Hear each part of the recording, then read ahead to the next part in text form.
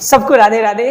तो आज हम लोग शुरू करने वाले हैं नारेशन और मैं आपको उम्मीद दिलाता हूं कि अगर आप इस वीडियो को अंत तक देखते हैं तो आपको नारेशन में कभी भी कोई भी प्रॉब्लम नहीं आने वाला है। तो लेकिन मेरा जो ये वीडियो रहेगा आज का वो चेंज ऑफ पर्सन पर आधारित रहेगा, यानी आप चेंज ऑफ पर्सन को बहुत ही बेहतर तरह से आप क्या कर सकते हैं, समझ सकते हैं। तो सबसे पहले हम लोग जानते हैं बिना समय बर्बाद किए हुए कि नारेशन आखिर होता क्या है। देखिए नारेशन की बात करूँ ना तो नारेशन का मतलब होता है चुगली, यानी चुगली करना ही एक क्या है, एक तरह के नारेशन है।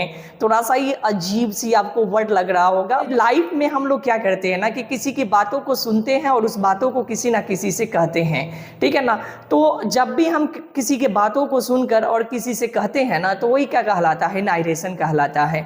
तो हम जब अपनी बातों को किसी से कहते हैं तो दो तरह से हम कह सकते हैं, एक तो प्रत्यक्ष रूप से और एक अप्रत्यक्ष रूप से। प्रत्यक्ष रूप का मतलब हुआ कि जैसे उस व्यक्ति ने कहा है वैसे ही मैं दूसरे व्यक्ति से क्या करूंगा, बोल दूंगा, तो ये प्रत्यक्ष होगा। लेकिन उसने जैसे मुझसे कहा है उसमें मैं उस सारांशों को, कुछ उसके शब्दों को मैं क्या करूंगा, चेंज कर कर उसके ही बातों को मैं जब दूसरे से कहूंगा तो आपका ये इनडायरेक्ट स्पीच हो जाता है। किसी वक्ता के कथन को प्रत्यक्ष या अप्रत्यक्ष रूप से अगर हम किसी से कहते हैं तो वही क्या कहलाता है, नारेशन कहलाता है।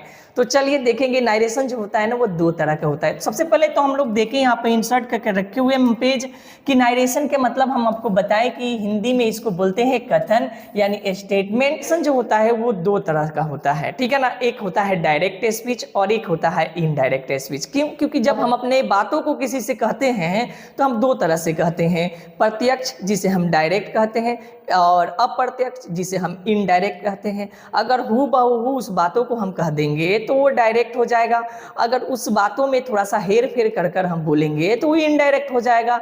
तो हम किसी ना किसी से कोई ना कोई बात क्या करते हैं, कहते ही हैं किसी के बारे में, तो वो नारेशन है, कथन है। लेकिन दो तरह से बातों को करते हैं, एक डायरेक्ट और एक इनडायरेक्ट। तो चलिए हम लोग समझने की कोशिश करेंगे कि डायरेक्ट स्पीच होता क्या है।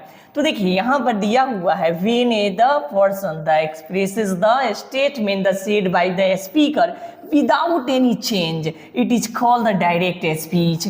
यानी किसी ने मुझसे कोई बात बोला और हु बहू मैंने उसी बात को किसी और से बोल दिया ना, तो वो जो स्टेटमेंट कहला, जो वो कथन कहलाएगा ना, जो मैंने बातों को बोला ना, वो जो बात जो होगी ना वो होगी डायरेक्ट स्पीच, ठीक है ना। क्योंकि उसने जैसे बोला मैंने वैसे ही बोल दिया, यानी इसके बीच में मैंने कोई चीज को परिवर्तित नहीं किया, कोई चीज को नहीं बदला, तो ये क्या हो जाएगा, डायरेक्ट स्पीच हो जाएगा।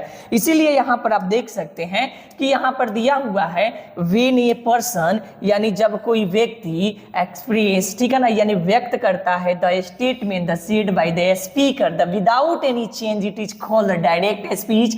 यानी जब कोई व्यक्ति किसी वक्ता से कहे हुए कथन को बिना किसी परिवर्तन के, बिना कोई चेंज किए हुए बोलता है तो हम उसे डायरेक्ट स्पीच कहते हैं, ठीक है। और ऐसे में यहाँ पर देखेंगे रमेश से आई एम पुअर, ठीक है ना। रमेश कहता है कि मैं क्या हूँ, गरीब हूँ। ये जो वर्ड है ना, ये वर्ड मेरा नहीं है, ये रमेश का वर्ड है। क्योंकि रमेश ने हु बहू ऐसे ही बोला था कि मैं गरीब हूँ, लेकिन इसमें मैं चेंज कर देता कि वह गरीब है, कुछ और तरह से मैं बोलता तो ये इनडायरेक्ट स्पीच हो जाता। लेकिन यहाँ पर ये स्टेटमेंट क्या है, ठीक है ना, आई एम ए पुअर, ठीक है ना, मैं क्या हूँ, गरीब हूँ। ये बात किसकी है, तो ये बात रमेश की है और रमेश ने हु बहू ऐसे ही बोला था।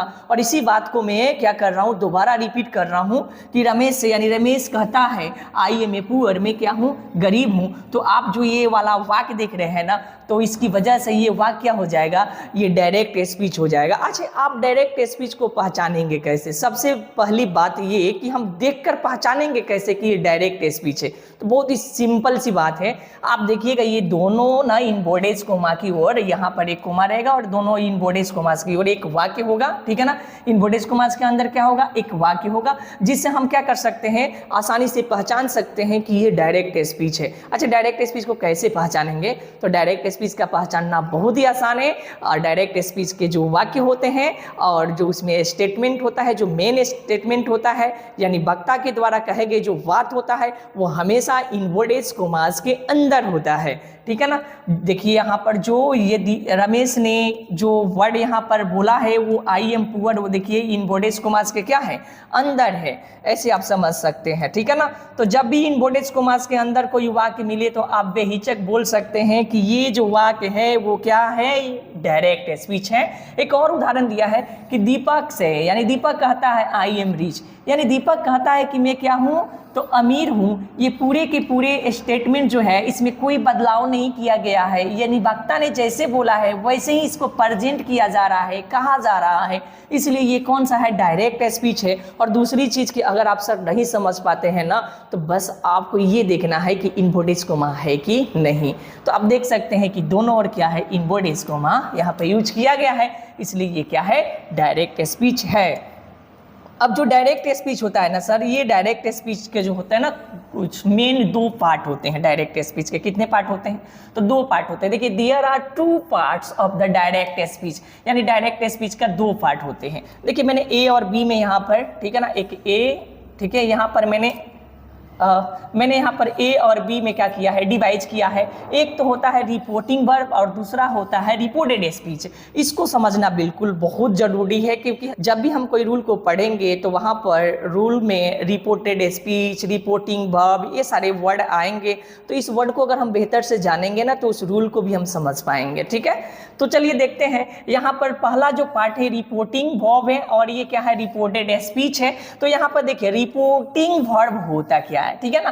तो the sentence the outside the inverted commas is called the reporting verb, यानी कह रहा है ना कि वो सेंटेंस जो outside of the inverted commas, जो इन्वर्टेड कॉमास के क्या होते हैं, बाहर होते हैं, ठीक है ना, उसी को हम क्या कहते हैं, तो रिपोर्टिंग वर्ब बोलते हैं। देखिए ये हो गया इन्वर्टेड कॉमास, हो गया इन्वर्टेड कॉमास के अंदर वाक्य है, ठीक है ना सर, और ये जो है इन्वर्टेड कॉमास के बाहर है, यानी ये सारे के सारे जो वाक्य देख रहे हैं ना ये रिपोर्टिंग वर्ब में आएगा। लेकिन मेरा मानना है ना कि ये पूरे के पूरे जो वाक्य है ना एक तरह के स्पीच है, भाषा है, तो हम इसे बोलेंगे ये क्या है, तो एक स्पीच है, लेकिन कैसा है, तो रिपोर्टिंग स्पीच है, रिपोर्ट कर रहा है ना, तो ये रिपोर्टिंग क्या है, स्पीच है। और इसमें जो आप ये वर्ब देख रहे हैं ये वर्ब ही क्या है, तो रिपोर्टिंग वर्ब है। क्या है, रिपोर्टिंग वर्ब है, ये बिल्कुल याद रखिएगा सर। यानी जो बात करें जो डायरेक्ट स्पीच होता है ना उसका दो मेन पार्ट होता है, एक पार्ट इन्वर्टेड कॉमास के बाहर होगा और एक पार्ट इन्वर्टेड कॉमास के क्या होगा,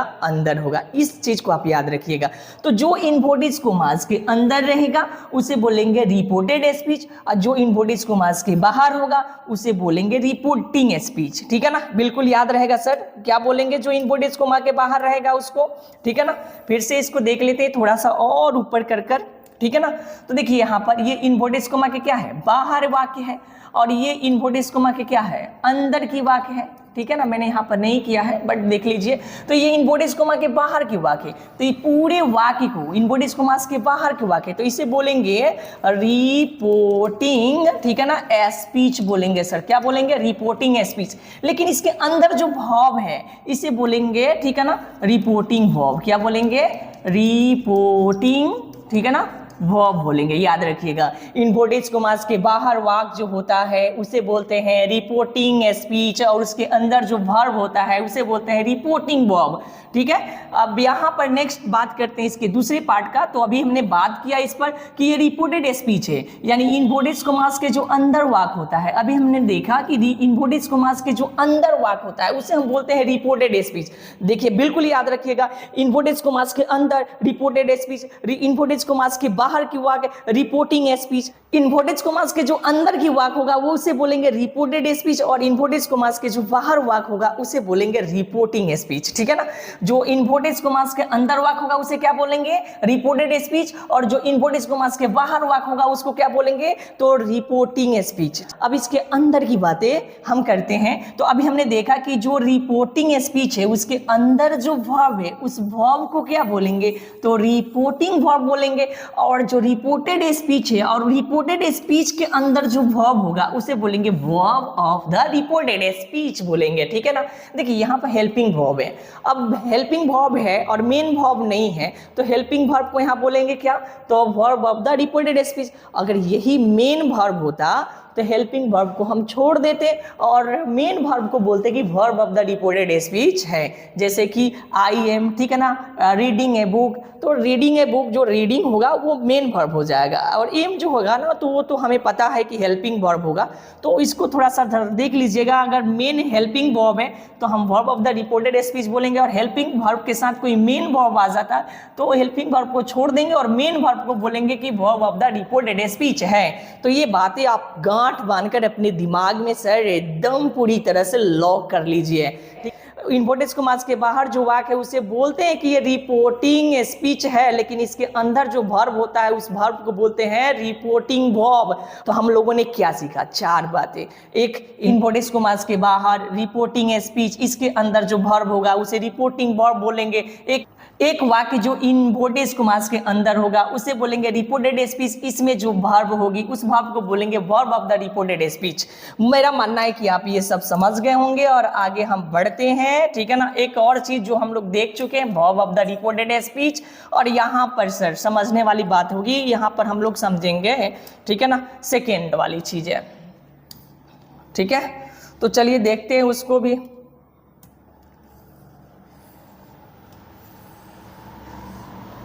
उसको भी देखते हैं। अब हम लोग देखेंगे इनडायरेक्ट स्पीच। इनडायरेक्ट स्पीच क्या है, ठीक है ना। अब इनडायरेक्ट स्पीच क्या है, अब हम लोग समझ चुके हैं कि जब कोई वक्ता किसी बातों को कहता है तो उसके शब्दों में ना कहकर उसमें कुछ बदलाव कर कर कहा जाता है उसी के बातों को, तो वो इनडायरेक्ट स्पीच होता है। यहाँ पर देखिए सर लिखा भी है, when the person the present the speaker the statement in his the on the word it is the called the indirect speech.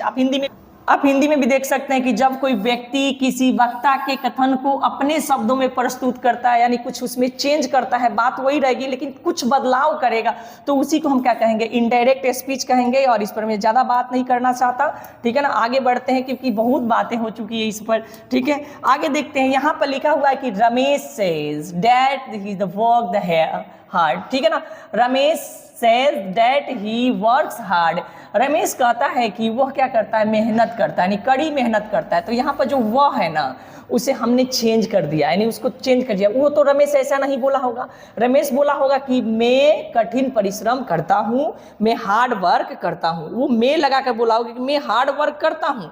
लेकिन जब हम दूसरे व्यक्ति के सामने उसको बातों को रख रहे हैं, उसकी बातों को रख रहे हैं, तो कैसे रख रहे हैं, मैं बोल रहा हूँ कि ही द वर्क्स हार्ड, ठीक है। रमेश से जो रमेश कहता है डैड की वो कठिन परिश्रम करता है। मैंने यहाँ पर वो आई होता लेकिन मैंने यहाँ पर क्या लगा दिया, ही लगा दिया, मैंने कुछ चेंज कर दिया, तो ये क्या हो गया, इनडायरेक्ट स्पीच। इसी तरह से हम लोग देखेंगे कुछ नियम्स होते हैं इसे चेंज करने के, कैसे चेंज किया जाता है, ठीक है ना।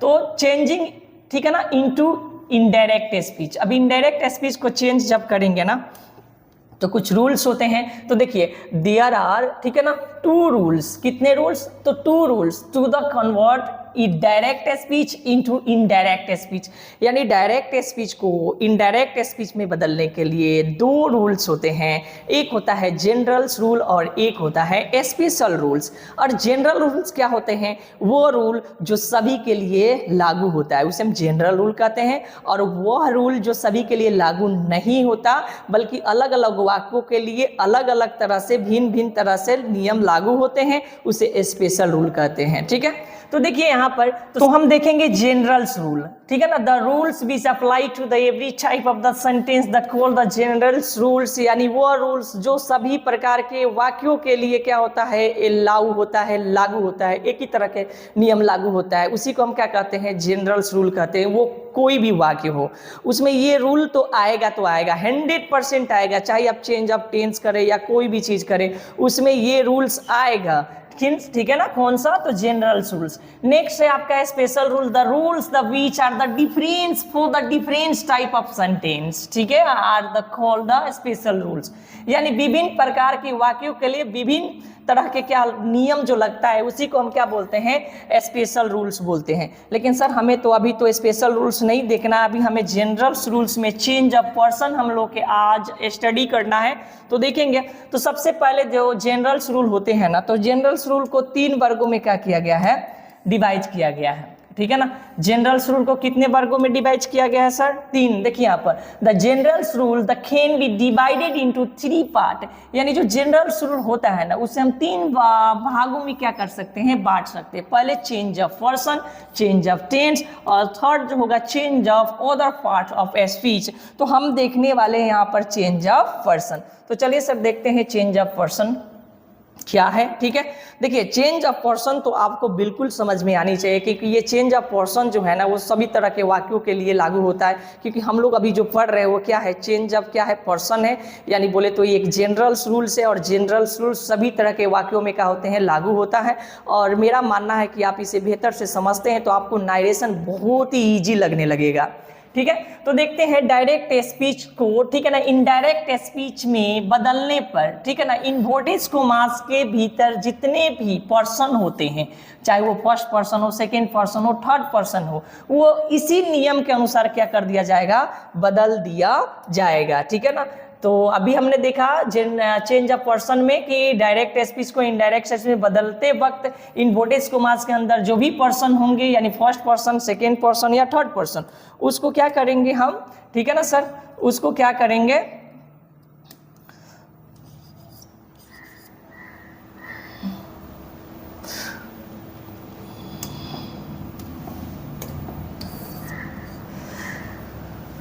तो डायरेक्ट स्पीच को इनडायरेक्ट स्पीच में बदलने पर इन्वर्टेड कॉमास के भीतर जितने भी पर्सन्स होंगे, चाहे वो फर्स्ट पर्सन हो, सेकेंड पर्सन हो या थर्ड पर्सन रहे, वे इन नियमों के अनुसार क्या होगा, बदल जाएगा। किन नियमों का, जो अभी हम लोग यहाँ पर देखेंगे, ये देखिए यहाँ पर जो अभी हम लोग देखेंगे यहाँ पर फर्स्ट, सेकेंड, थर्ड, यानी जो फर्स्ट पर्सन होगा ना वो रिपोर्टिंग वर्ब के सब्जेक्ट के अनुसार बदलेगा, और सेकेंड जो पर्सन होगा ना वो रिपोर्टिंग वर्ब के ऑब्जेक्ट के अनुसार क्या होगा, बदलेगा, और जो थर्ड पर्सन होगा उसे चेंज नहीं करेंगे। देखिए आप पर्सन को बेहतर तरह से समझते हैं तो इसमें आपको कोई दिक्कत आने वाली नहीं है। तो यहाँ पर कुछ लिखा हुआ है, यहाँ पर कुछ लिखा गया है, ठीक है ना, जो हम सब लोग जानते हैं बहुत पहले से, फर्स्ट पर्सन को सब्जेक्ट के अनुसार, सेकंड पर्सन को ऑब्जेक्ट के अनुसार, और थर्ड पर्सन को नो चेंज, 1 2 3 और ये सनेश हुई, ठीक है ना। फर्स्ट पर्सन सब्जेक्ट के अनुसार, सेकंड पर्सन ऑब्जेक्ट के अनुसार, थर्ड पर्सन नो चेंज, ठीक है ना। तो आगे हम लोग देखेंगे, तो यहाँ पर ये चीज को याद रखिएगा। देखिए यहाँ पर मैंने बोला ना कि जो भी रूल्स पढ़ेंगे ये सब वर्ड आएंगे, रिपोर्टिंग वर्ब सब्जेक्ट के अनुसार क्या होता है, चेंज होता है। यदि फर्स्ट पर्सन होगा तो रिपोर्टिंग वर्ब किसके अनुसार बदलेगा, सब्जेक्ट के अनुसार बदलेगा। जैसे देखिए मैं यहाँ पर लिख रहा हूं कि राम या रमेश, ठीक है, सेज टू मी, ठीक है, आई एम, ठीक है, पुअर, आई एम पुअर, ठीक है ना। रमेश मुझसे कहता है कि मैं क्या हूँ, गरीब हूँ। तो देखिए पहले तो यहाँ पर हम लोग इन्वर्टेड कॉमास को जो तोड़कर हम लोग क्या लगाते हैं, डैट लगाते हैं, ये सब हमें पता है, आगे रूल्स में हम लोग पढ़ेंगे भी, ठीक है ना। तो रमेश सेज की जगह पर हम टेल्स लगाएंगे, टेल्स क्यों लगाएंगे ये भी हम लोग समझेंगे, ठीक है ना। तो यहाँ पर देखेंगे रमेश, ठीक है ना, टेल्स, ठीक है, और मी। तो यहाँ पर देखिए कौन सा पर्सन है, फर्स्ट पर्सन। इन्वर्टेड कॉमास के अंदर जो भी पर्सन आएंगे वो इस नियम के अनुसार से चेंज होंगे। किस नियम के, तो इस तीनों के नियम के अनुसार, इस नियम के अनुसार क्या होंगे, चेंज होंगे। तो इन्वर्टेड कॉमास के अंदर क्या है, फर्स्ट पर्सन है, और फर्स्ट पर्सन किसके अनुसार जाएगा, सब्जेक्ट के अनुसार जाएगा। और देखिए यहाँ पर सब्जेक्ट क्या है, यहाँ पर रमेश है, और रमेश का सब्जेक्ट के रूप में जैसे आई क्या है, सब्जेक्ट के रूप में है, तो यहाँ पर जो भी हम लिखेंगे, यानी रमेश को लिखेंगे तो यहाँ पर क्या लिखेंगे, ही लिखेंगे। यही लड़की होती तो क्या लिखते, सी लिखते। यहाँ यू होता तो यू लिखते, दे होता तो दे लिखते, वी होता तो वी लिखते। अगर यहाँ पर आई होता तो आई लिखते, क्योंकि यहाँ पे ये फर्स्ट पर्सन है। अगर फर्स्ट पर्सन होगा तो हम उसको कैसे लिखेंगे, अगर यहाँ पर फर्स्ट पर्सन होगा तो उसे कैसे लिखेंगे, उसे सब्जेक्ट के अनुसार से लिखेंगे, ठीक है ना। आगे हम लोग बहुत पढ़ने वाले हैं इस पर, ठीक है, ठीक है, इसको याद रखिएगा, आगे बहुत सारे हम लोग प्रैक्टिस करेंगे, ठीक है। नोट यहाँ पर सबसे इंपॉर्टेंट चीज है, इसे हम देख लेते हैं नोट को, ठीक है ना। The reporting verb the present या फ्यूचर टेंस में रहता है, तब इनडायरेक्ट स्पीच में टेंस में कोई परिवर्तन नहीं होता है, यानी केवल हम लोग चेंज ऑफ पर्सन को क्या करते हैं, परिवर्तित करते हैं, यानी उसको बदलते हैं, ठीक है। क्या मैंने बोला कि रिपोर्टिंग वर्ब ठीक है ना, प्रेजेंट में हो या फ्यूचर में हो तो टेंस में, ठीक है ना, टेंस में रहता है तब इनडायरेक्ट स्पीच में यानी इन्वर्टेड कॉमास के अंदर जो वाक्य होगा उसमें कोई परिवर्तन हम नहीं करते हैं। दूसरी चीज बोल रहा है कि इन्वर्टेड कॉमास के भीतर एसेटिव यानी अफर्मेटिव सेंटेंस रहता है तब इनडायरेक्ट स्पीच में इन्वर्टेड कॉमास के बदले डैट का प्रयोग किया जाता है। किसका प्रयोग किया जाता है? तो डैट का क्या किया जाता है? प्रयोग किया जाता है, नहीं प्रयोग होता है। जब रिपोर्टिंग वर्ब से, सेज और सेड में रहे और उसके बाद कोई ऑब्जेक्ट रहता है तो इनडायरेक्ट स्पीच में सेज को टेल लिखेंगे, ठीक है ना, से को टेल लिखेंगे और सेज को टेल्स लिखेंगे और सेड होगा तो टोल्स में क्या कर देते हैं? बदल देते हैं, ठीक है ना। ये सारी चीजों को याद रखेंगे, ठीक है। चलिए कुछ बातें कर लेते हैं। जैसे यहाँ पर लिखते हैं कि रमेश, ठीक है ना, और यहाँ पर सेज, ठीक है, और यहाँ पर मैं ले लेता हूँ कि आई एम अ डॉक्टर, ठीक है। रमेश कहता है कि मैं क्या हूँ? डॉक्टर हूँ। तो यहाँ पर देखिए, यहाँ पर रमेश है तो रमेश लिख दिए, ठीक है। लेकिन ये जो रिपोर्टिंग वर्ब है, ये रिपोर्टिंग वर्ब किस में है? प्रेजेंट में है। देखिए एस लगा हुआ है, ये किस में है? प्रेजेंट में। अच्छा सर, आपको ये लगेगा ना कि हम कब समझेंगे कि ये किस टेंस में है? तो देखिए जब रिपोर्टिंग वर्ब की जगह पर ये लिखा रहे ना तो आप समझिएगा ये क्या है? पास्ट में है। क्या है? पास्ट में है, यानी पास्ट में होगा तो टेंस में परिवर्तन करेंगे। एक्चुअली हम लोग देखने वाले हैं चेंज ऑफ पर्सन, तो इसमें पर्सन ही आएगा और हमेशा आपको यहाँ पर प्रेजेंट में से ही देखने को आपको मिलेगा, ठीक है ना, या यहाँ पर विल के साथ आ सकता है, ठीक है ना, लेकिन ये पास्ट में नहीं होनी चाहिए। अगर ये पास्ट में होगा तो टेंस में परिवर्तन होगा। तो यहाँ पर बोला जा रहा है कि यदि रिपोर्टिंग वर्ब यानी जब रिपोर्टिंग वर्ब प्रेजेंट और फ्यूचर में रहेगा तो टेंस में कोई बदलाव नहीं होगा, यानी इन्वर्टेड कॉमास के अंदर यानी बोले तो इनडायरेक्ट स्पीच के जो रहेंगे ना वो उसके टेंस में कोई परिवर्तन नहीं होगा। तो देखिए यहाँ पर हम टेल्स नहीं लिखेंगे। टेल्स क्यों नहीं लिखेंगे? क्योंकि इसके बाद कोई ऑब्जेक्ट हमारे पास नहीं है। और यहाँ पर देखिए, यहाँ पर जो थर्ड है लिखाया गया कि जब रिपोर्टिंग वर्ब से, सेज, सेड रहे और उसके बाद कोई ऑब्जेक्ट रहे तो से को हम टेल लिखते हैं, टेल, और सेज को टेल्स लिखते हैं, सेड को टोल लिखते हैं। तो एक्चुअली यहाँ पर इसके बाद कोई ऑब्जेक्ट नहीं है तो हम इसको जैसा है वैसे ही लिखेंगे, सेज। और यहाँ पर देखिए आई क्या है? फर्स्ट पर्सन है, यानी इन्वर्टेड कॉमास के अंदर जो पर्सन होंगे ना, ठीक, यानी इसमें फर्स्ट पर्सन अगर मिल जाएगा ना तो वो सब्जेक्ट के अनुसार बदलेगा। अगर यहाँ पर सेकंड पर्सन मिल जाएगा ना तो वो ऑब्जेक्ट के अनुसार क्या होगा? बदलेगा।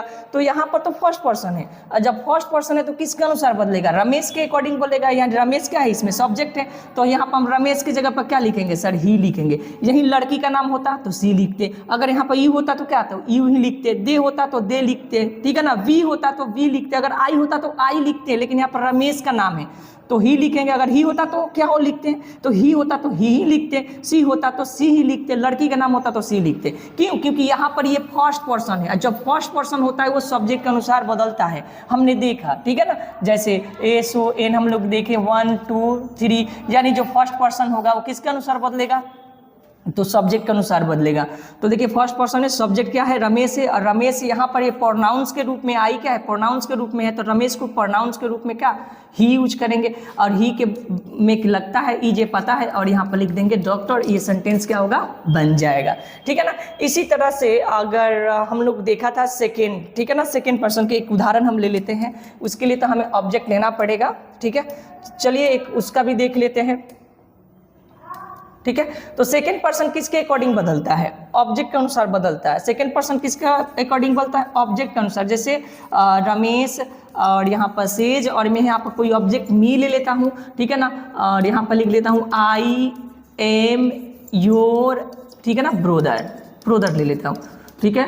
तो इसको देखते हैं हम लोग। तो रमेश है तो रमेश लिखेंगे, ये इनडायरेक्ट में है, सॉरी ये क्या है? ये क्या है? डायरेक्ट में है, और ये क्या है? इनडायरेक्ट में है। तो रमेश, और से के जगह पर क्या लिखेंगे? टेल्स। क्यों? क्योंकि इसके बाद ये ऑब्जेक्ट आ गया है, तो से के बाद जब भी ऑब्जेक्ट आएगा, सेज, तो से होगा तो टेल लिखेंगे, सेज होगा तो टेल्स लिखेंगे, सेड होगा तो टोल लिखेंगे। तो देखिए इसके बाद ऑब्जेक्ट आ गया है। देखिए बोल भी रहा है कि जब रिपोर्टिंग वर्ब के बाद, ठीक है ना, यानी रिपोर्टिंग वर्ब से, सेज और सेड रहे और उसके बाद कोई ऑब्जेक्ट रहता है तो इनडायरेक्ट स्पीच में परिवर्तन कर देते हैं। से को क्या लिखते हैं? टेल्स। सेज को क्या लिखते हैं?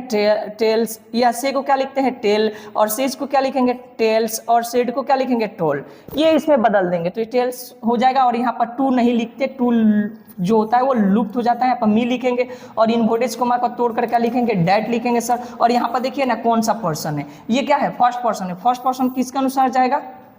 तो सब्जेक्ट के अनुसार जाएगा। सब्जेक्ट यहाँ पर रमेश है और नाम को हम क्या लिखते हैं? अगर मेल का नाम होगा तो ही और फीमेल का नाम होगा तो सी लिखेंगे। इसमें लगाएंगे इज। और यहाँ पर देखिए कौन सा पर्सन आ गया? सेकंड पर्सन आ गया, ठीक है ना। सेकंड पर्सन है तो किसके अनुसार बदलेगा? तो ऑब्जेक्ट के अनुसार बदलेगा। ऑब्जेक्ट मी है तो मी यहाँ पर लिखेंगे तो अच्छा नहीं लगेगा क्योंकि इसके साथ नाउन है, तो यहाँ पर माई लिखेंगे और यहाँ पर लिख देंगे ब्रोदर, ठीक है। अब यहाँ पर पर्सन समझना बहुत ज़रूरी है। जैसे मैं स्पीकर हूँ तो क्या हो गया? मैं फर्स्ट पर्सन हूँ, आप सुन रहे हैं, लिसनिंग कर रहे हैं तो आप सेकंड पर्सन है, और जिसके बारे में मैं बात करूँगा वो क्या हो जाएगा? थर्ड पर्सन हो जाएगा। ये याद रखिएगा इस चीज़ को। और आगे हम लोग बहुत ही बेहतर से देखने वाले भी हैं, जस्ट यहाँ पर देखने वाले हैं और ये आपको बिल्कुल समझ में आना चाहिए सर, ठीक है ना। अगर समझ में आएगा तो और बेहतर से आप समझ सकते हैं किसी भी चीज़ को, ठीक है। मैं थोड़ा सा इसको छोटा कर लेता हूँ, ठीक है ना, ताकि समझा सकूँ। देखिए यहाँ पर कि पर्सन बदलते समय, ठीक है ना, पर्सन को चेंज करते समय नंबर तथा केस पर विशेष क्या किया जाता है? ध्यान दिया जाता है। अगर उस पर आप अच्छे से ध्यान देंगे तो आप बेहतर तरह से क्या करेंगे? समझ सकते हैं। तो हम लोग भी बेहतर से समझने के लिए थोड़ी सी दिमाग में रखने की कोशिश करेंगे और मेरा मानना है कि आप इस पर्सन को आप बेहतर से समझ लेते हैं तो नारेशन आपके मुट्ठी में रहेगी, ठीक है। तो चलिए देखते हैं यहाँ पर।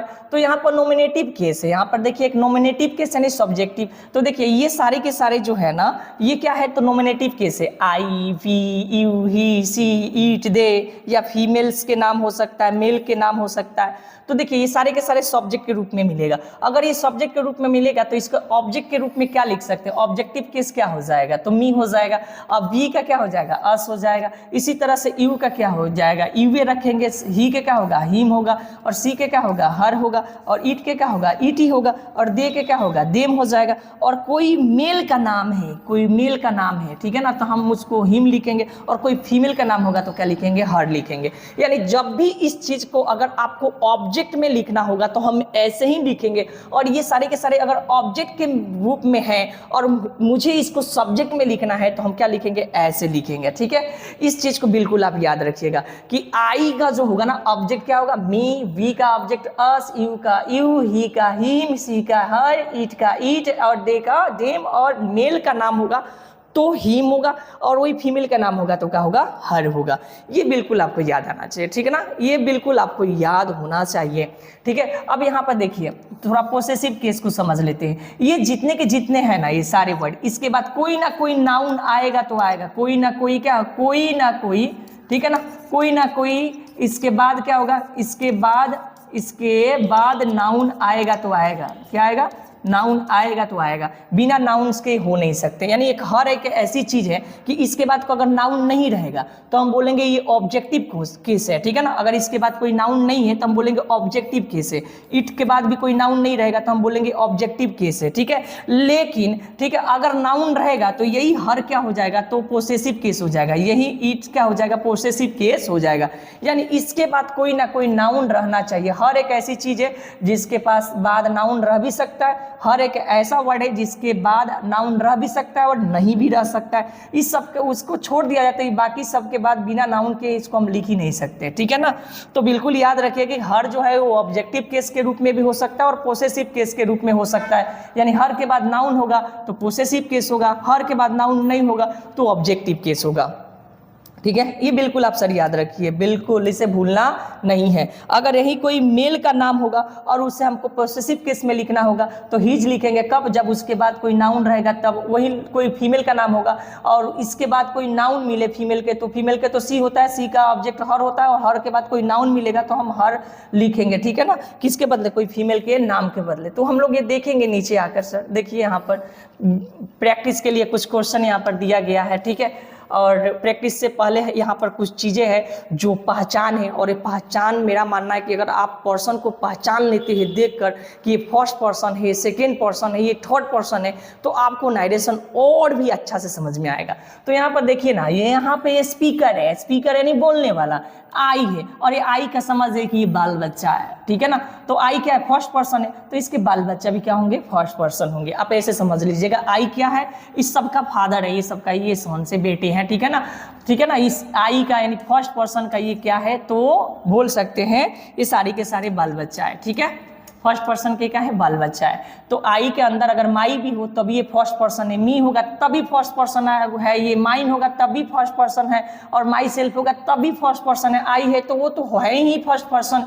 इसी का प्लूरल देख लीजिए, सिंगुलर रूप में, ये प्लूरल रूप में देख लीजिए, तो वी भी क्या है, एक फर्स्ट पर्सन है, और वी के अंदर ये जितने भी इसके खानदान का है, इसकी ये बाल बच्चा है, इससे बोल सकते हैं कि अस भी क्या है, एक फर्स्ट पर्सन है, आवर क्या है, फर्स्ट पर्सन है, आवर्स भी क्या है, एक फर्स्ट पर्सन है, आवर सल्फेज भी क्या है, एक फर्स्ट पर्सन है।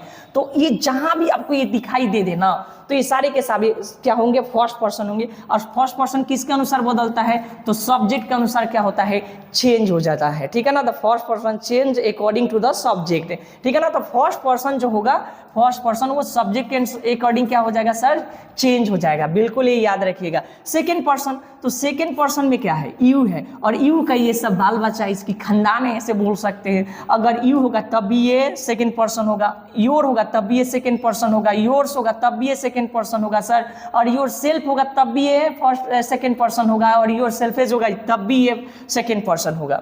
यानी आप समझ जाइए कि ये सारे के सारे सेकेंड पर्सन के ग्रुप में आएंगे। उसी तरह से थर्ड पर्सन की बात करें तो ही होगा, और ही का ये समझ जाइए बाल बच्चा है, ठीक है ना, इसके बेटा बेटी है, इसके खानदान का है, ही है तभी वही आपका थर्ड पर्सन है, हिम है तभी थर्ड पर्सन है, हीज है तभी थर्ड पर्सन है, हिम से ले तब भी थर्ड पर्सन है सर। और ये सी है, सी के बाल बच्चा समझ जाइए, ठीक है ना। तो सी थर्ड पर्सन, हर भी थर्ड पर्सन, हर्स भी थर्ड पर्सन, और हर सेल्फ भी थर्ड पर्सन, इट भी थर्ड पर्सन, इट्स भी थर्ड पर्सन है, इट्स जो है ना सेल्फ वो भी थर्ड पर्सन है। और कोई मेल का नाम आ जाए, कोई फीमेल का नाम आ जाए, फीमेल के कोई नाम आ जाए, तो ये भी क्या है, तो ये भी एक थर्ड पर्सन है, ठीक है ना। अगर मेल का नाम आ जाए, ठीक है ना, तो ये भी क्या है, ये भी एक तरह से ये थर्ड पर्सन है, ठीक है ना। कोई भी नाम आ जाए, मेल का फीमेल का, ये सब क्या होगा, थर्ड पर्सन है, चाहे वो सिंगुलर में हो या प्लूरल में। और इसे आप बिल्कुल याद रखिएगा कि ये सारे के सारे फर्स्ट पर्सन है, ये सेकेंड पर्सन है, ये थर्ड पर्सन है। उसके बाद आप वाक्य बहुत ही बेहतर से बना सकते हैं। देखिए आप कैसे वाक्य बनाते हैं सर, ठीक है। तो मैंने यहाँ पर एक लिया है, देखिए फर्स्ट रूल के लिए, यानी फर्स्ट पर्सन किसके अकॉर्डिंग बदलेगा। तो देखिए मैंने आपको बताया कि जो फर्स्ट पर्सन होगा वो किसके अकॉर्डिंग बदलेगा जी, तो सब्जेक्ट के अकॉर्डिंग क्या हो जाएगा, चेंज होगा। The first person the change according to the subject. तो यहाँ पर देखिए दिया है कि रिपोर्टिंग स्पीच में आई फर्स्ट पर्सन के जो प्रोनाउंस होंगे वो रिपोर्टिंग वर्ब के सब्जेक्ट के अनुसार बदल जाते हैं। उस पर यहाँ पर उदाहरण दिया हुआ है, और इस सारे उदाहरण को हम लोग फर्स्ट पर्सन के उदाहरण को हम लोग समझने वाले हैं, ठीक है। चलिए एक एक कर देखते हैं सर। यहाँ पर क्या लिखा है, सी लिखा हुआ है, सी से, यानी वह कहती है कि I am in 8th class. तो सबसे पहले देखिए सी है तो ऐसे ही लिखेंगे सी, और ये से है तो देखिए इसके बाद कोई ऑब्जेक्ट होता है ना, ध्यान में रखिएगा कि रिपोर्टिंग वर्ब के बाद, रिपोर्टिंग, ठीक है ना, वर्ब के बाद क्या हो, कोई ऑब्जेक्ट हो, कोई भी ऑब्जेक्ट अगर मिल जाता है तब हम से को टेल लिखेंगे और सेज को टेल्स लिखेंगे, और वही हम सैड को क्या लिखेंगे, टोल लिखेंगे, ठीक है। ये याद रखिएगा। तो देखिए ना, ये है रिपोर्टिंग वर्ब, ठीक है ना, और रिपोर्टिंग वर्ब के बाद कोई ऑब्जेक्ट नहीं है तो ऐसे ही लिखेंगे ही सेज। इन्वर्टेड कॉमा का तोड़ कर क्या लिखेंगे, डैट लिख लिए। और आई क्या है, ये आई देखिए क्या है, ये फर्स्ट पर्सन है, और फर्स्ट पर्सन किसके अनुसार बदलेगा, तो सब्जेक्ट के अनुसार बदलेगा। फर्स्ट पर्सन है, फर्स्ट पर्सन सब्जेक्ट के अनुसार, सब्जेक्ट क्या है यहाँ पर सी है, तो यहाँ पर क्या लिखेंगे सी। और आपके दिमाग में चल रहा होगा अगर किसी लड़की का नाम होता तो क्या लिखते सर, लड़की का नाम होता तब भी हम सी ही लिखते, अगर लड़का का नाम होता तो ही लिखते, अगर वहीं पर अगर ही होता तो क्या लिखते, ही लिखते, अगर यू होता तो यू लिखते, दे होता तो यहाँ पर दे लिखते, अगर यहाँ पर वी होता ना वी, तब भी यहाँ पर बी लिखते। क्यों? क्योंकि यहाँ पर जो सब्जेक्ट है ना वो फर्स्ट पर्सन है, और फर्स्ट पर्सन किसके अकॉर्डिंग बदलता है, तो सब्जेक्ट के अनुसार। जो यहाँ होगा यहाँ पर लेकर सर चिपका देंगे, लिख देंगे, उठा कर पटक देंगे, ऐसे बोल सकते हैं आप। ठीक है, तो यहाँ पर सी है तो क्या लिखे हम, सी लिखे हैं। वही लड़की का नाम होता तो सी ही लिखते, लड़का का नाम होता तो ही लिखते। ठीक है ना, जो भी होगा लिख सकते हैं यहाँ पर, कब, लेकिन ये होना चाहिए फर्स्ट पर्सन तब। ठीक है ना, इतना आपको समझ में आएगा। और यहाँ पर ई जाएगा ही सी के साथ। ठीक है ना, और इन ये जो 8 क्लास है ना, 8 क्लास, ठीक है, तो हम यहाँ पर लिख देंगे 8 क्लास। ठीक है, और क्या, तो क्लास डाल देते हैं यहाँ पर। ठीक है ना, तो वो सी इज इन 8 क्लास। ठीक है, नेक्स्ट अगर वाक्य देखते हैं तो ही से, यानी वह कहता है, तो वह कहता है तो हम ही है तो ही लिखेंगे। से के बाद क्या कोई ऑब्जेक्ट है, नहीं है, तो जब इसके बाद कोई ऑब्जेक्ट नहीं है तो क्या लिखेंगे, सेज ही लिखेंगे। ठीक है ना, इम्पोर्टेंस को मत तोड़कर क्या लिखेंगे, डैट लिखेंगे। और आई एम 10 ईयर्स ओल्ड, तो यहाँ पर देखिए ना कौन सा पर्सन है, फर्स्ट पर्सन है, तो ये सब्जेक्ट के अनुसार चेंज होगा, तो यहाँ पर क्या हो जाएगा, ही हो जाएगा, और ये इज हो जाएगा। ठीक है ना, और ये 10, ठीक है ना, ईयर्स ओल्ड हो जाएगा। समझ में आया, ये फर्स्ट पर्सन है तो सर सब्जेक्ट के अनुसार जो भी यहाँ पर होगा यहाँ पर आएगा। बस अर्थात अगर लड़का का नाम होगा तो ही आएगा, लड़की का नाम आएगा सी आएगा। बाकी में आपको समझना नहीं है, फर्स्ट पर्सन दिखाई दे इसको उठाएंगे यहाँ पर लिख देंगे। ठीक है, नेक्स्ट देखिए, वह कहता है, तो वह कहता है क्या कहता है, तो वह कहता है तो यू से। ठीक है, अगर इसके बाद कोई ऑब्जेक्ट होता तो क्या लिखते हैं हम, तो टेल्स लिखते हैं। टेल, जो भी टेल होगा तो टेल, टेल्स होगा तो टेल्स, इसके अकॉर्डिंग लिख देते हैं। और इम्पोर्टेंस को मत तोड़कर क्या लिखेंगे, डैट। और ये देखिए फर्स्ट पर्सन आ गया, फर्स्ट पर्सन किसके अनुसार जाएगा, सब्जेक्ट के अनुसार। यहाँ पर जो होगा वही यहाँ पर लिखेंगे, यू है तो यू लिखेंगे, भले ही सेकेंड पर्सन हो तो क्यों नहीं। लेकिन यहाँ पर इम्पोर्टेंस को मास के अंदर जो पर्सन यहाँ पर मिल गया हमको फर्स्ट पर्सन, तो नियम बोलता है कि फर्स्ट पर्सन सब्जेक्ट के अनुसार लिखा जाता है, तो यू लिख दिए, ही होता तो ही लिखते हैं। और यहाँ पर क्या लिखेंगे, तो आर लिखेंगे, क्योंकि यू के साथ एम नहीं आता, आर आता है, ए, उसके बाद रीच। ठीक है ना, उसके बाद गर्ल, तो गर्ल लिख लेंगे, ये फुल स्टॉप। इसी तरह से आई से, और इम्पोर्टेंस को मत तोड़कर डैट। ये तो बिल्कुल, अगर इसके बाद कोई ऑब्जेक्ट होता है, ये रिपोर्टिंग वर्ब है, इसके बाद कोई ऑब्जेक्ट होता तो हम यहाँ पर से की जगह पर टेल लिखते। लेकिन यहाँ पर दिया है आई एम वेरी ऑनेस्ट, तो आई कौन सा पर्सन है, फर्स्ट पर्सन है, तो ये किसके अनुसार जाएगा, सब्जेक्ट के अनुसार। देखिए आई है तो आई दिया है, तो आपको कंफ्यूज नहीं होना है। जो यहाँ होगा, अगर थर्ड पर्सन मिल गया तो जो यहाँ मिलेगा वहाँ पर उठा कर रख देना आपको। ठीक है ना, तो एम है तो एम, और वेरी ऑनेस्ट है तो यहाँ पर लिख देंगे वेरी। ठीक है ना, वेरी ऑनेस्ट। ठीक है, तो ऑनेस्ट मैंने क्या किया, लिख दिया, फुल स्टॉप दे दिया। नेक्स्ट देखते हैं दे से। ठीक है, तो यहाँ पर है दे है तो दे लिखें, से है तो से लिखेंगे। अगर यहाँ पर कोई ऑब्जेक्ट होता है इसके बाद तो टेल लिखते, बट यहाँ पर नहीं है, इन्वर्टेज को लिख दिए, डैट लिखे। और देखिए यहाँ पर वी है, वी क्या है, ये फर्स्ट पर्सन के फोल्डर है, फर्स्ट पर्सन है ना, उसकी खानदान के हैं, तो यहाँ पर क्या लिखेंगे, इसी को उठाकर यहाँ पर लिख देंगे, तो ये हो जाएगा दे, और ये हो जाएगा शुड। ठीक है ना, नोट टेल लाई। ठीक है ना, टेल ए लाई, ये कंप्लीट हो गया। तो इस तरह से हमने देखा कि जो फर्स्ट पर्सन के जितने भी उदाहरण था हम लोग देखे फर्स्ट रूल्स का। सेकेंड रूल्स देखिए सर, यहाँ पर सेकेंड रूल्स है।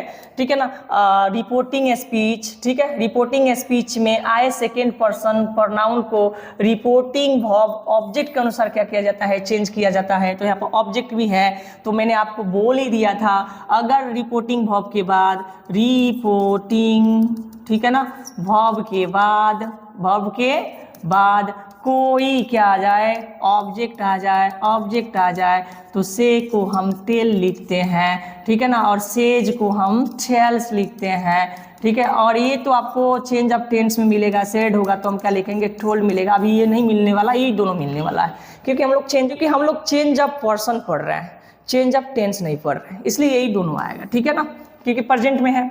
तो सी है तो सर क्या लिखेंगे यहाँ पर, सी सेज। उसके बाद देखिए ना, यहाँ पर दे दिया है ऑब्जेक्ट, अब ऑब्जेक्ट आ जाएगा, रिपोर्टिंग वर्ब इसी को ना बोलते हैं। इन्वर्टेड कॉमास के अंदर वाले वाक्य को रिपोर्टेड स्पीच, और इसके बाहर जो वाक्य होता है उसे रिपोर्टिंग स्पीच, इसके अंदर जो वर्ब होता है उस वर्ब को बोलते हैं रिपोर्टिंग वर्ब। और रिपोर्टिंग वर्ब के बाद देखिए यहाँ पर ऑब्जेक्ट है, तो ये क्या हो जाएगा, टेल्स हो जाएगा, टेल्स, और टू को नहीं लिखते, मी हो जाएगा। और यहाँ पर देखिए कौन सा पर्सन है, ये आपका कौन सा पर्सन है, सेकेंड पर्सन है। अब सेकेंड पर्सन किसके अनुसार जाता है, तो सेकेंड पर्सन ऑब्जेक्ट के अनुसार जाता है। देखिए ऑब्जेक्ट क्या है यहाँ पर, मी है, तो लेकिन ये तो सब्जेक्ट के रूप में है, तो मी को सब्जेक्ट के रूप में लिखेंगे, तो मी को सब्जेक्ट के रूप में क्या लिखेंगे, आई, हम लोग देख चुके हैं। लेकिन इन्वर्टेड कॉमा को तोड़कर हम लगाएंगे पहले डैट, क्या लगाएंगे, पहले लगाएंगे डैट, ठीक है, इन्वर्टेड कॉमा को तोड़कर लगाएंगे पहले डैट।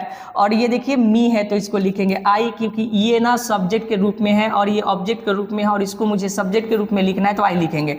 और ये हैव, ठीक है, और ये डॉन, ठीक है ना, योर, देखिए योर कौन सा पर्सन है, सेकेंड पर्सन है, ठीक है, तो ये किसके अनुसार आएगा, ये भी ऑब्जेक्ट के अनुसार ही आएगा। लेकिन योर है तो यहाँ पर क्या हो जाएगा, माई हो जाएगा। आप चाहे तो मी लिख सकते हैं, लेकिन कब, जब ये नाउन नहीं रहेगा तब। लेकिन आपको पता है कि मी के बाद कोई नाउन नहीं लिख सकते, और नियमानुसार यहाँ पर मी होगा, लेकिन यहाँ पर नाउन है, इसलिए माई लिखेंगे। और माई क्या हो जाएगा, होम वर्क, ठीक है ना, लीजिए घर का काम। तो नेक्स्ट अगर देखते हैं, नेक्स्ट और भी दो उदाहरण है, दो तीन उदाहरण है, वो भी देखते हैं, तीन है मैक्सिमम, ठीक है, देखते हैं यहाँ पर। और दिया ही से, ठीक है ना, क्या दिया, ही से टू हर, तो देखिए यहाँ पर ही है तो ही लिखेंगे, से इसको क्या लिखेंगे, टेल्स लिखेंगे। और ये टू है तो लुप्त हो जाएगा, ये हर है तो हर रहेगा, बस कुछ नहीं। बस आपको पता है क्यों यहाँ पर टेल्स लिखा जा रहा है, क्योंकि ये ऑब्जेक्ट है रिपोर्टिंग वर्ब के बाद। यू कौन सा पर्सन है, सेकेंड पर्सन है, किसके अनुसार जाएगा, तो ये जाएगा सब्जेक्ट के अनुसार। सब्जेक्ट क्या है यहाँ पर, ही है, और ये ही के साथ है नहीं आता, है जाता तो हैज लिखेंगे, डॉन है तो डॉन लिख दिए। और यहाँ पर योर क्या है, योर जो है ना वो सेकंड पर्सन है। सेकंड पर्सन किसके अनुसार आएगा, तो ऑब्जेक्ट के अनुसार आएगा। हम लोग देखे हैं तो ऑब्जेक्ट के अनुसार, ऑब्जेक्ट क्या है, हर है, तो हम क्या लिखेंगे सर यहाँ पर हर। हर के बाद नाउन आ भी सकता है, नहीं भी आ सकता है, तो कोई दिक्कत नहीं है, हर को हर लिखेंगे और लिखेंगे होम वर्क। तो सर ये हो गया। एक और उदाहरण देख लेते हैं दो, ठीक है ना। तो यू से टू हिम, बोलिए क्या होगा, यहाँ पर यू है तो यू, इसके बाद क्या है, यहाँ पर हिम लिखा हुआ है, तो यहाँ पर इसको टेल लिखेंगे क्योंकि ऑब्जेक्ट है, इसलिए टू को हटा देंगे, हिम लिखेंगे। और ये कौन सा पर्सन है, सेकेंड पर्सन। पहले तो डैट लिख लेते हैं सर, यहाँ पर मैंने डैट लिखना छोड़ दिया, देख लीजिए आप यहाँ पर, ठीक है ना, डैट लिखना छोड़ दिया था, ठीक है ना, यहाँ पर डैट रहेगा, ठीक है।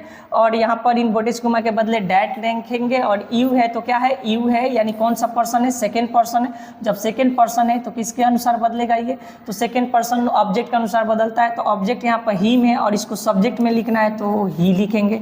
और ही में हैज़ आता है तो हैज़ लिख दिए, डॉन है तो डॉन लिख लिए। फिर देखिए यहाँ पर सेकेंड पर्सन फिर ऑब्जेक्ट के अनुसार, तो फिर यहाँ पर देखिए ही की जगह पर हम हीज लिखेंगे, हीम के जगह पर क्या लिखेंगे, हीज, क्योंकि हीज के साथ हम नाउन को ले सकते हैं। और इसके बाद ये नाउन है, अगर सर नाउन नहीं रहता, अगर नाउन नहीं रहता तो हम हिम ही लिख देते।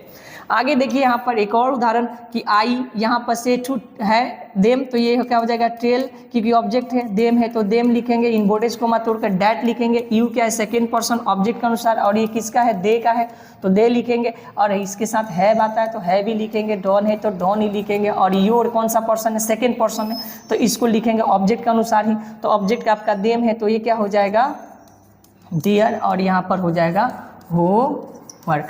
आप सोच रहे होंगे मैं यहाँ पर देम क्यों नहीं लिखा, क्योंकि इसके बाद नाउन है, अगर ये नाउन नहीं होता तो हम यहाँ पर देम लिख सकते थे। आखिरी नो चेंज होता था ना, थर्ड पर्सन क्या होगा, नो चेंज। तो थर्ड पर्सन के भी देख लेते हैं, दो उदाहरण मेरे पास यहाँ पर पड़ा हुआ है थर्ड पर्सन के। रिपोर्टिंग वर्ब में अगर थर्ड पर्सन आता है तो अगर यदि रिपोर्टिंग वर्ब में अगर थर्ड पर्सन आता है तो प्रोनाउन में जो होता है ना कोई बदलाव नहीं करते, यानी प्रोनाउन अपरिवर्तित रहता है। तो ही से, तो यह तो ही से ही लिखेंगे क्योंकि इसके बाद कोई ऑब्जेक्ट नहीं है तो हम टेल्स नहीं लिखेंगे। और इन्वर्टेड को मत तोड़कर डैट, यहाँ पर देखिए कौन सा पर्सन है, थर्ड पर्सन है, थर्ड पर्सन को नो चेंज, तो इसको ही लिखेंगे, डॉज को डॉज लिखेंगे, नोट को नोट। और यहाँ पर जो वर्क है वर्क हार्ड लिख देते हैं, ठीक है ना, बस बन गया। इसी तरह से देखिए एवरीबॉडी से, तो एवरीबॉडी है तो एवरीबॉडी लिखेंगे, एवरीबॉडी, ठीक है। और इसके बाद कोई ऑब्जेक्ट होता तो हम टेल्स लिखते हैं, बट नहीं है तो यहाँ पर ये हो जाएगा सेज रहेगा। और यहाँ पर डैट हो जाएगा। और दे है, दे यानी थर्ड पर्सन है, कोई चेंज नहीं करेंगे सर, कोई चेंज नहीं, हु बहू यहाँ पर सब लिख दीजिए, टोटल वाक को यहाँ पर लिख दीजिए, इस तरह से ये बन जाएगा, ठीक है। आगे देखते हैं तो इसमें बहुत सारे एक्सरसाइज हैं और ये जो एक्सरसाइज है हमारा जो आर.के. सिन्हा का जो ग्रामर है, करेंट का आर.के. सिन्हा के ग्रामर, वही एक्सरसाइज है। आप देख सकते हैं एक्सरसाइज का नाम किसी किसी में अलग अलग दे दिया है, 73, 78, 77 ऐसे दे दिया है, क्योंकि पुराने वाले और नए वाले में एक्सरसाइज में थोड़ी सी डिफरेंस है, इसलिए मैंने एक्सरसाइज नहीं लिखा है। लेकिन जब आप करेंट के आर.के. सिन्हा के जब आप ग्रामर को जो नाइरेशन के जो आपको एक्सरसाइज मिलेगा, पहला जो एक्सरसाइज मिलेगा आपको यही सारे सेंटेंसेस आने वाले हैं। तो अगर आप चाहते हैं कि इसको बनाए तो आप बेहतर तरह से बना सकते हैं, लेकिन मैं इसे अगले जो वीडियो अपलोड करूंगा तो मैं इसको बताने वाला हूं, पूरा आर.के. सिन्हा के करेंट के जितने भी हैं वो सारे के सारे मैं बताने वाला हूं। लेकिन दो एक देख लेते हैं कि कैसे हो रहा है सर। तो देखिए यहाँ पर आप देख सकते हैं कि change the flowing into the indirect speech. तो देखिए ही है तो ही लिखेंगे, से है तो सेज लिखेंगे। अगर कोई यहाँ पर ऑब्जेक्ट होता तो हम टेल्स लिखते। इन्वर्टेड कॉमास को तोड़ कर क्या लिखेंगे सर, डैट लिखेंगे। और देखिए ना आप कौन सा पर्सन है, फर्स्ट पर्सन है तो सब्जेक्ट के अनुसार यानी ही हो जाएगा और ही में ई जाएगा। रीडिंग है तो रीडिंग लिखेंगे, ठीक है ना, क्या लिखेंगे, रीडिंग है तो रीडिंग लिखेंगे, ठीक है ना। और यहाँ पर नेक्स्ट है आपका ये फर्स्ट पर्सन, तो फर्स्ट पर्सन किसके अनुसार जाएगा, तो ये भी सब्जेक्ट के अनुसार जाएगा। सब्जेक्ट है क्या, तो ही, और ही है तो इसके बाद देखिए यहाँ पर नाउन है तो ही का हिम होता है, लेकिन हिम ना लिखेंगे। अगर हिम लिख देंगे तो नाउन आपको नहीं लिखना पड़ेगा, लेकिन यहाँ पर नाउन है इसलिए हम क्या करेंगे जी, इसलिए हम यहाँ पर हिज लिखेंगे, क्योंकि नाउन है तो यहाँ पर हो जाएगा बुक, ठीक है ना। इसी तरह से इसको भी बना सकते हैं, सी, सेज। देखिए कोई अगर यहाँ पर ऑब्जेक्ट होता तो हम टेल्स लिखते हैं, इन्वर्टेड कॉमा तोड़कर डैट लिखेंगे। आई कौन सा पर्सन है, फर्स्ट पर्सन, किसके अनुसार जाएगा, सब्जेक्ट के अनुसार। सब्जेक्ट क्या है यहाँ पर, सी है तो सी लिखेंगे। सी में क्या आता है, इज लिखेंगे। रीडिंग है तो रीडिंग लिखेंगे सर जी, ठीक है ना। और यहाँ पर क्या है, माई है तो माई यानी फर्स्ट पर्सन है, किसके अनुसार जाएगा, फर्स्ट पर्सन, सब्जेक्ट के अनुसार जाएगा। और इसका हो जाएगा हर, ऑब्जेक्ट के रूप में देखें तो ये हो जाएगा बुक। और इस तरह से हम बहुत सारे वाक्यों को क्या कर सकते हैं, बना सकते हैं। अगर बनाना चाहते हैं तो आप इसका स्क्रीनशॉट आप ले सकते हैं। देखिए यहाँ पर और भी बहुत सारे वाक्य हैं, आप इसे भी स्क्रीनशॉट आप ले सकते हैं, ठीक है। और भी बहुत सारे वाक्य हैं और इसको भी आप स्क्रीनशॉट आप ले सकते हैं, ठीक है। और इधर भी स्क्रीनशॉट आप ले कर बना सकते हैं, ठीक है। बहुत सारे वाक्य हैं आप बना सकते हैं, इसको भी स्क्रीनशॉट ले लीजिए। 25 को है इसमें एक्सरसाइज में, और ये 2 और क्वेश्चन है, इसको भी आप स्क्रीनशॉट आप लेकर बना सकते हैं। तो हम लोगों ने देखा कि नाइरेशन क्या है, ठीक है ना, नाइरेशन कितने प्रकार के होता है, ठीक है। नाइरेशन को बनाते वक्त किन किन बातों पर ध्यान रखना होता है, हम इसमें पूरा कवर करने की कोशिश किया हूँ। चेंज ऑफ पर्सन, आगे की जो वीडियो आएगी मैं एक्सरसाइज बताऊँगा, फिर अगले दिन चेंज ऑफ टेंस पढ़ेंगे हम लोग, उसके बाद फिर एक्सरसाइज हम लोग बनाएंगे आर.के. सिन्हा का, ठीक है ना। आपके पास आर.के. सिन्हा का अगर बुक नहीं है, आर.के. सिन्हा का करेंट ग्रामर, तो मैं चाहूँगा कि आप ज़रूर आप उसको खरीदिए, ठीक है। थैंक यू फॉर वॉचिंग, सबको राधे राधे।